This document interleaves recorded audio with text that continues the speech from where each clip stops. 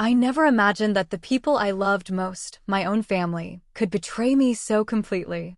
One moment, I trusted them with everything, my savings, my future, my small inheritance, and the next, it was gone, stolen right out from under me by the people who were supposed to protect me, nurture me, and guide me. The shock hit me like a physical blow. I felt the floor drop beneath my feet, my heart pounding with a mixture of disbelief, anger, and a strange, thrilling spark of something darker, the first flicker of the fire that would become my revenge. That night, I didn't cry, I didn't scream, I didn't beg. I sat alone in my tiny apartment, tracing the outline of the empty spaces where my future had been, and I made a silent promise. No one would ever hurt me again without paying a price they could never imagine. I started imagining every way I could turn the tables, how I could take control not just of my life, but of the people who had dared to take from me. By the time I fell asleep, my mind was racing with strategies, each more cunning than the last, each one fueled by the sting of betrayal. The very next morning, I stepped into a bright, bustling office building with a new identity, Molly, the woman no one would ever underestimate. My first day at the rising tech company was a blur of introductions, handshakes, and polite smiles, but then I saw him, my boss, and everything shifted.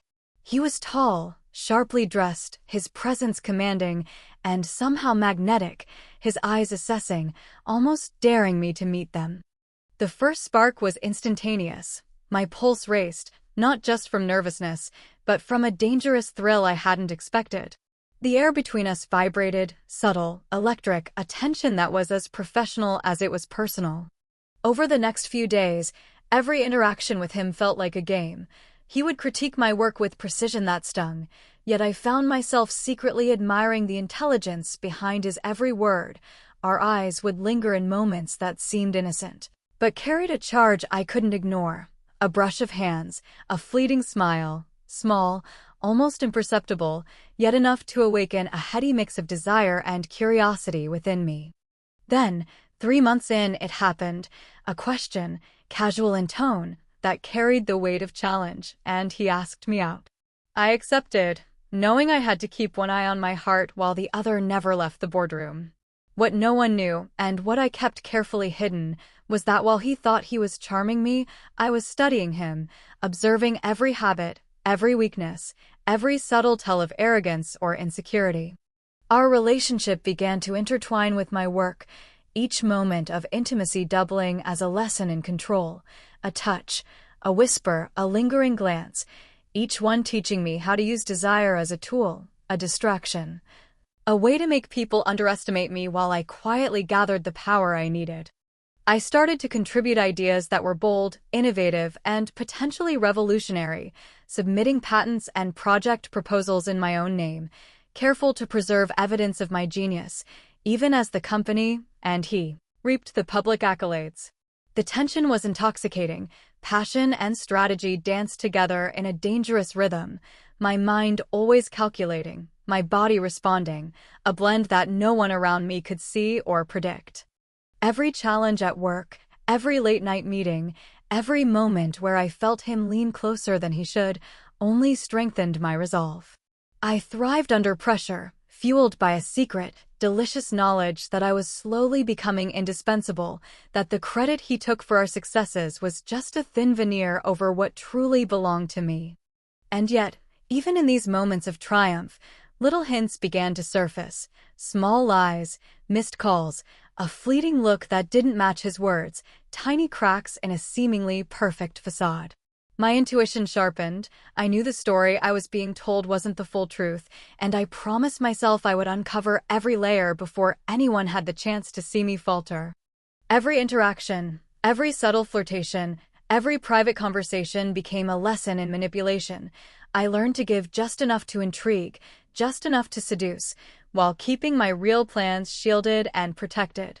By the end of the first year, my ideas were lifting the company to unprecedented heights, the media praising our innovative leadership as if it were solely his, and yet I smiled privately, knowing who the real architect was. Every time I saw him bask in glory, I felt a thrill, not envy, but anticipation. The day would come when all of that credit, all of that assumed power would shift, and I would be ready. The hooks were everywhere. The thrill of secrecy, the tantalizing closeness between us, the subtle erotic tension that masked my cold, strategic mind, and the small victories that only I recognized. And at the end of it all, a final, invisible hook. The knowledge that what began as betrayal at home, the theft of my future by my own family, was now mirrored in the office, and that the fire burning inside me was no longer just revenge, it was a storm. A force, a plan so precise and unrelenting that anyone who had doubted Molly's power would soon see how unstoppable she truly was. Every whispered laugh, every fleeting glance, every quiet evening spent plotting in the safety of my apartment was another brick in the foundation of the empire I was about to claim, and I knew, deep in my bones, that this was only the beginning. The next chapters would test me, tempt me, and push every boundary of desire, strategy, and patience, but I was ready. Because Molly doesn't just survive betrayal, Molly makes it burn, and the fire she lights leaves no one standing in her way. The moment I realized that surviving wasn't enough, that I had to thrive and take control, I dove into my work with a ferocity no one could suspect. My ideas, once tentative, became bold, audacious, and revolutionary, transforming mundane processes into groundbreaking projects that elevated the company's profile overnight. Every suggestion I made, every patent I filed under my own name, was a carefully placed move on a chessboard that no one around me even knew existed. My boss, unaware of the full extent of my intellect, took credit publicly for innovations he barely understood, while I smiled behind his back, a delicious secret simmering in my mind. The tension between us grew more intoxicating. Our private interactions carried the same dangerous charge as before, each touch, each glance, each fleeting brush of his hand reminding me that I could use desire as a weapon just as effectively as strategy. I found myself enjoying the power of being underestimated, the thrill of knowing he believed he was the one leading while I was silently orchestrating everything. My colleagues admired me, some suspiciously, some obliviously, yet every compliment and every nod of approval only reinforced the position I was quietly claiming. Outside the office, I perfected my public persona, charming, approachable, slightly flirtatious, the perfect mix of warmth and allure that drew people to me without revealing the storm that was building beneath. Meanwhile, whispers of my ideas and proposals began circulating in the city's tech circles. They called me a prodigy, a rising star, yet no one knew that every document, every patent, every spark of genius belonged legally and rightfully to me. I watched the company grow, my name increasingly linked to success in subtle ways, while my boss remained the face, the mask, the man everyone assumed was the mastermind. At home, the memory of my family's betrayal fueled me, each late-night strategy session, each carefully crafted email, each tiny maneuver was a tribute to the fire they had lit in me when they stole my future. And in the background, I sensed small cracks forming in my boss's demeanor, moments of arrogance that bordered on overconfidence, gestures that betrayed underestimation, and casual glances that suggested he thought I was harmless, that I was simply infatuated with him. Every moment became an opportunity, a report left unsigned, a decision delayed, a subtle hint dropped, each one nudging him toward the very trap I was constructing. Then came the first real test of my patience and cunning, a major project where my input was critical. I let him take the lead in the presentation, watching as he stumbled slightly, confident that the success would ultimately bear my mark when the data, the patents, and the documentation all pointed unmistakably to my work. The thrill of hidden dominance coursed through me, each applause from the board, each handshake from a client, each smile from a colleague was mine as much as it was his, though the world didn't see it yet. In the private moments, our connection was more electric than ever. A lingering touch on the elevator, a whispered comment in the hallway, a soft brush of lips against my ear during a celebratory toast, all carefully measured to entice, distract, and disarm. A delicate dance of desire that allowed me to maintain control while feeding the illusion of intimacy. Halfway through the year, I noticed him glancing at a new employee, a younger woman who had joined 6 months prior, just long enough to stir my instincts. But I let the jealousy simmer quietly, knowing that it could become another tool in my arsenal if I timed it correctly. Every smile, every flirty word, every carefully measured look became part of the game. I wasn't just surviving, I was maneuvering, plotting, and waiting for the perfect moment to strike. And through it all, my family's betrayal remained my invisible ally, the constant reminder that I had survived worse, that I could orchestrate the impossible, that my revenge would be not just personal but absolute. By the end of the second year, the company's growth, my increasing influence, and the hidden control over every crucial document positioned me perfectly. The hook was irresistible.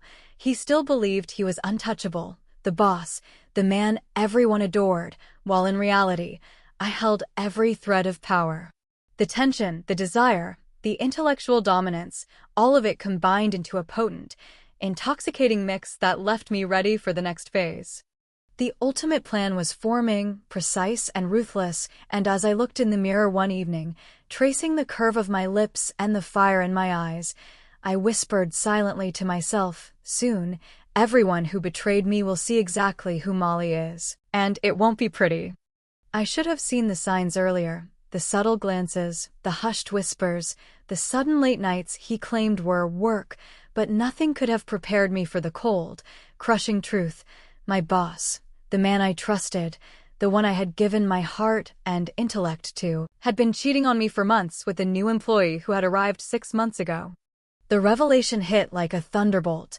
My chest tightened, a mixture of rage and heartbreak twisting into a potent cocktail that sharpened my mind and hardened my resolve. I wanted to scream, to confront, to crumble, but I had learned too well that emotion was a luxury I could not afford. Instead, I took a deep, steadying breath and let the fire of revenge consume me, letting it fuel every thought, every heartbeat. The first hook slammed into me immediately. The very person I had trusted, who had made me believe in partnership, intimacy, and loyalty, was blind to the fact that I had been silently gathering the pieces to dismantle him entirely. I watched them, subtly, from afar, noting every laugh, every touch, every secret glance, committing it all to memory, because every detail was ammunition for the storm I was preparing.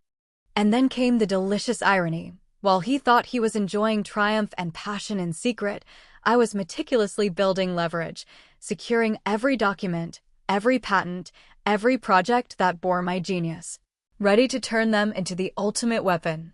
The office, once a place of collaboration and subtle tension, transformed into my battleground. I flirted just enough to remain underestimated, smiled just enough to appear soft and compliant, all while orchestrating every move with the precision of a master strategist.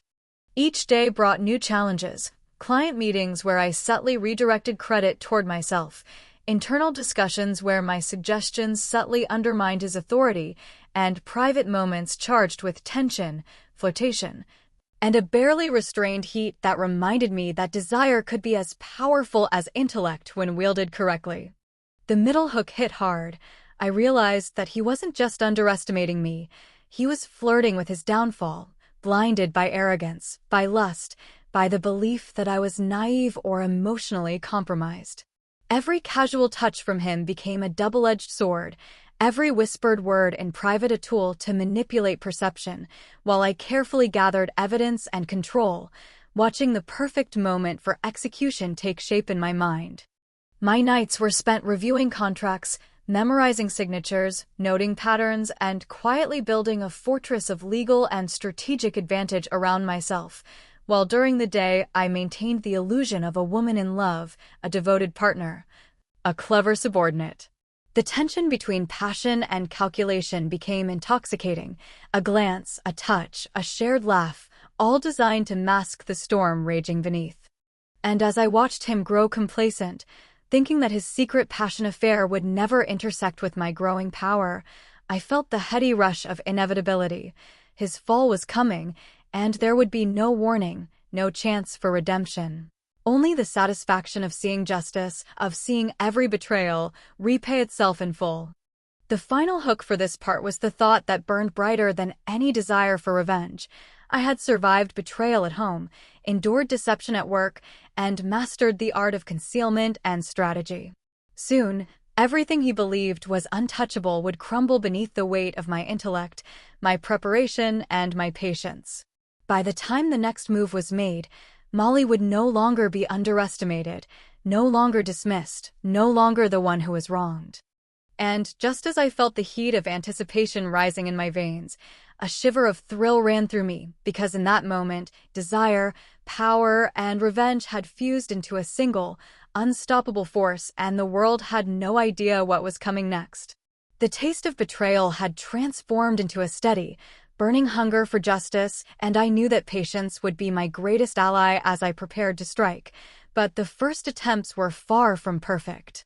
My initial plan to subtly redirect company funds, to manipulate project outcomes, and to quietly undermine him while he remained oblivious hit unexpected obstacles.